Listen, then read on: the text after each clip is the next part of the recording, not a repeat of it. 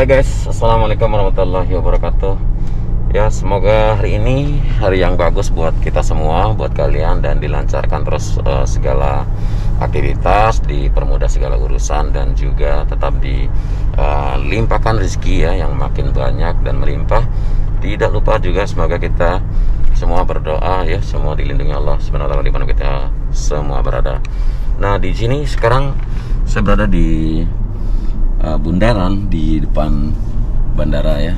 Jadi sudah nggak asing lagi buat kalian semua ya di situ.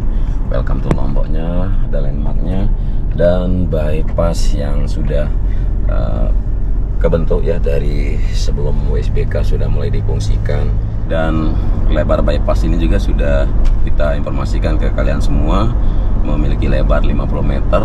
Jadi ada jalur di sebelah kiri sebagai jalur lambat, di sini kan belum mulai pengerjaan. Nah, ini jalur cepat juga ya di kiri kanan, dan juga nanti ada jalur lambat di paling kanan sana.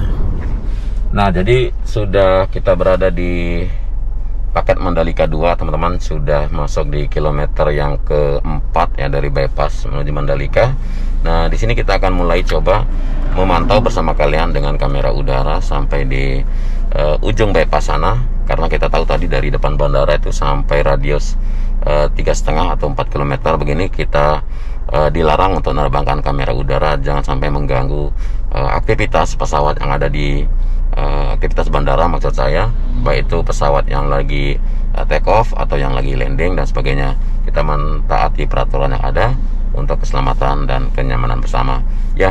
Saya siapkan kamera udara sambil kita jalan ke Mandalika teman-teman, jadi kita simak sama-sama terus ya. Terima kasih.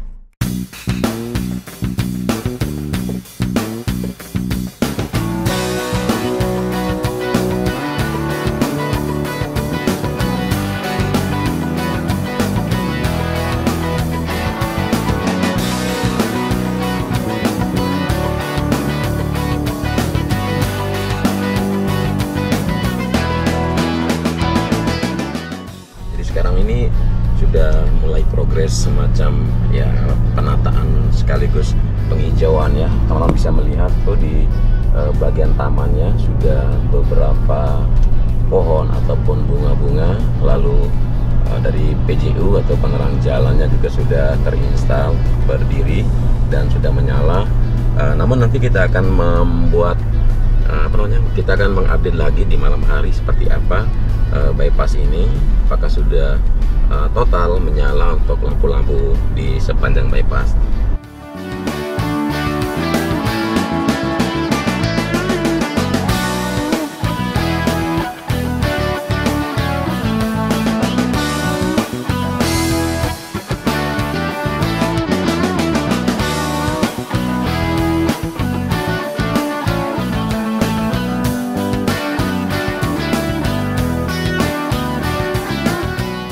Nah, jadi terkait dengan kesiapan juga ya, bypass ini merupakan fasilitas atau pendukung di gelaran MotoGP ya. Jadi teman-teman udah tahu kalau sekarang ini penataan dan penghijauan terus dilakukan ya, karena ini merupakan koridor gitu.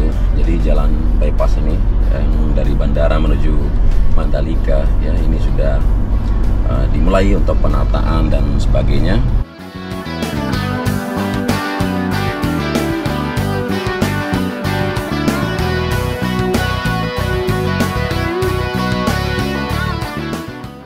Nah, penataan jalan bypass Mandalika ini kan panjangnya 17,36 km. Ini sebagai persiapan jelang pelaksanaan MotoGP di tahun ini ya. Nah, ROS ini sebelumnya juga sudah diresmikan oleh Pak Presiden Joko Widodo pada 12 November lalu. Jadi sebelum menggelar acara Asia Talent Cup yang di sirkuit Mandalika, dan waktu itu juga untuk kesiapan dari Superbike di 2021.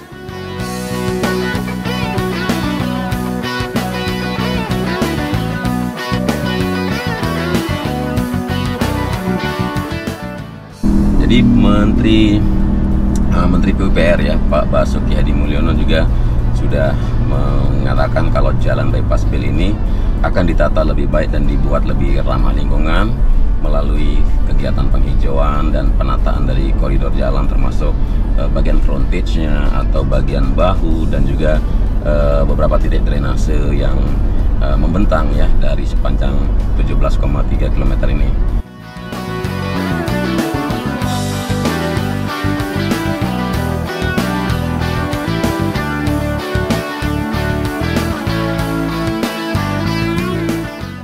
Jadi sudah mulai penataan dan menjadi percontohan dari beberapa jalan nasional yang akan dibangun di seluruh Indonesia, dan perbanyak tanaman juga di median rumput atau di bahu jalan juga agar lebih terlihat hijau. Namun di beberapa titik di depan sini ya belum dilakukan penghijauan untuk area taman seperti yang kita lihat.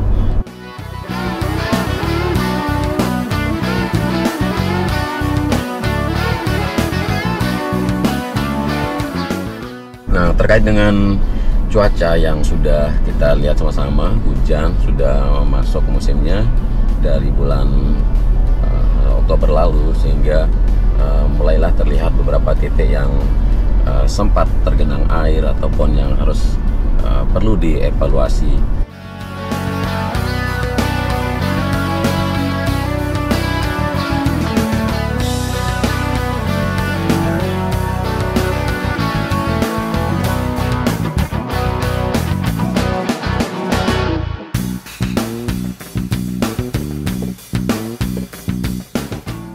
Ya, keberadaan jalan ini udah kalian tahu juga untuk mengurangi waktu tempuh dari bandara menuju Mandalika yang semula hanya 45 menit menjadi 15 menit. Dan Pak Basuki juga menekankan kalau penanganan lereng atau tebing pada 14 bukit yang dilalui juga untuk mengurangi risiko longsor, ya, misalnya menggunakan beberapa teknik yaitu hydroseeding yang sudah kita lihat dan nggak asing lagi di sana.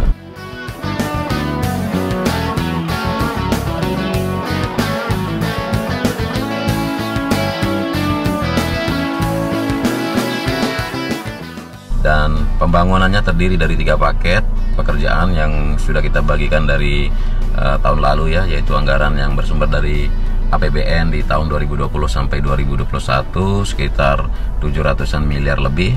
Dan selain itu juga kalau Kementerian PUPR yang udah melakukan penataan dan pelebaran jalan yang terutama di ruas Kuta menuju Keruak yang panjangnya 5 km.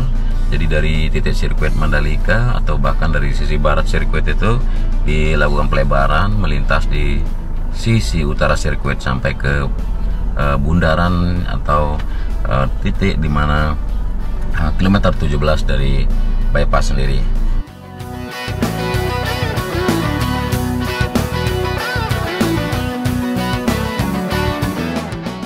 Nah, penataan yang dilakukan dari bundaran Songgong seperti bypass Bil menuju Mandalika yang merupakan STA 17.300-an meter sampai jalan nasional dari Sengkol menuju Kuta juga termasuk akses utama menuju sirkuit Mandalika.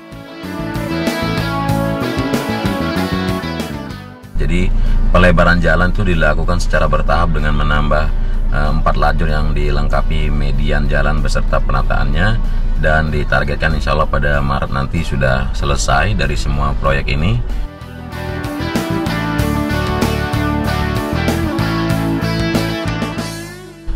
Dan kita akan tentunya updatekan buat teman-teman semua selalu ya untuk bagaimana kesiapan dari bypass sendiri atau fasilitas penunjang termasuk dari sirkuit sendiri ya.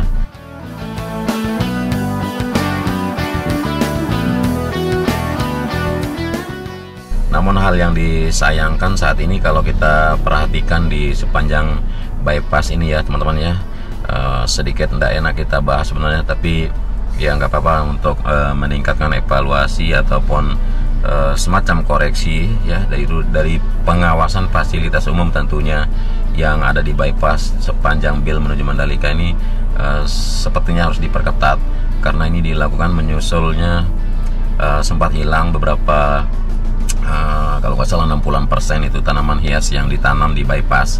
Jadi upaya pemerintah untuk mempercantik bypass dari bandara menuju Mandalika ya kalau kita bilang sedikit terganggu karena 60% tanaman hias di bypass sepanjang 17,3 km ini ya dinyatakan hilang gitu. Ya tanaman diduga ya dicabut oleh oknum yang tidak bertanggung jawab lah kalau kita menyimpulkan sekilas ya.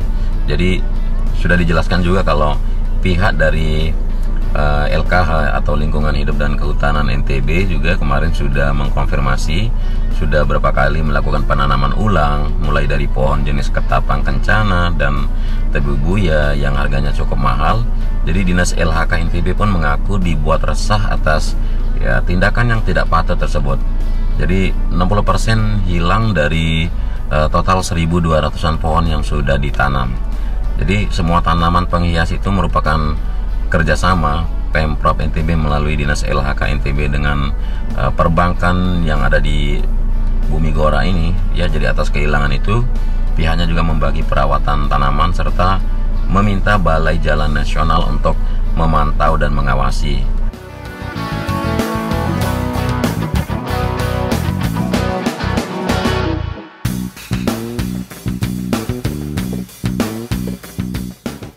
Terlebih lagi ya pada hari Rabu kemarin atau dari rapat terbatas kemarin kita simak seperti itu, bahwa nanti di hari Rabu depan ini akan direncanakan Pak Presiden Joko Widodo juga akan berkunjung ke Lombok untuk meninjau kesiapan MotoGP di KEK Mandalika.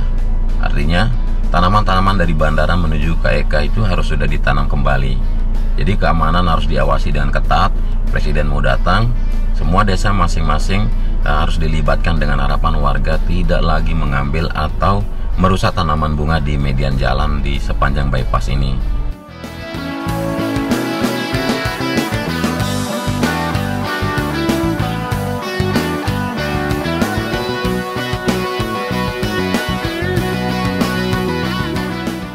Jadi untuk memastikan keamanan dan ketertiban masyarakat di wilayah Pujut dan kawasan ekonomi khusus KEK Mandalika di Lombok Tengah ini, jajaran Polsek kawasan Mandalika ini akan rutin menggelar patroli.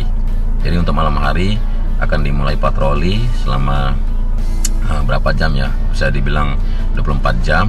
Dan ini sudah disepakati oleh Kapolsek kawasan Mandalika ya KP1 yaitu Pak Made Dimas Widiantara di tempat yang terpisah juga. Dan patroli akan dilakukan secara terbuka, selebihnya dijalankan secara tertutup hingga pagi hari. Sejauh ini juga kondisi Kamtipnas wilayah Pujut dan KEK Mandalika aman-aman saja.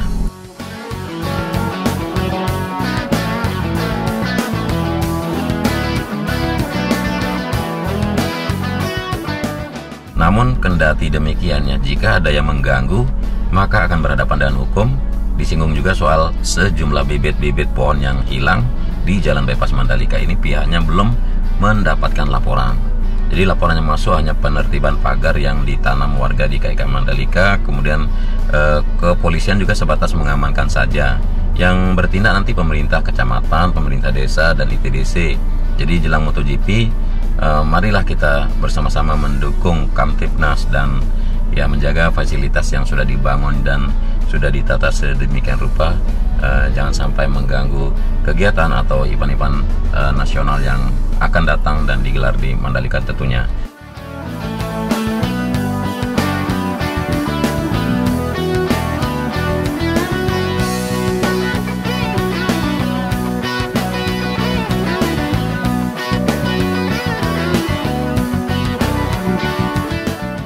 Jadi teman-teman udah sekian dulu mungkin informasi yang bisa kita bagikan ke kalian semua. Semoga ada manfaatnya dan silakan di like dan silakan di share. Dan ya, selamat beraktivitas, selamat menikmati hari Minggu.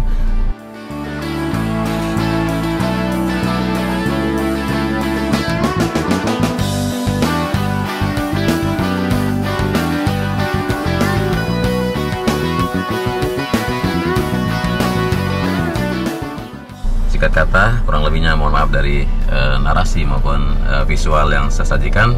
Wassalamualaikum warahmatullahi wabarakatuh.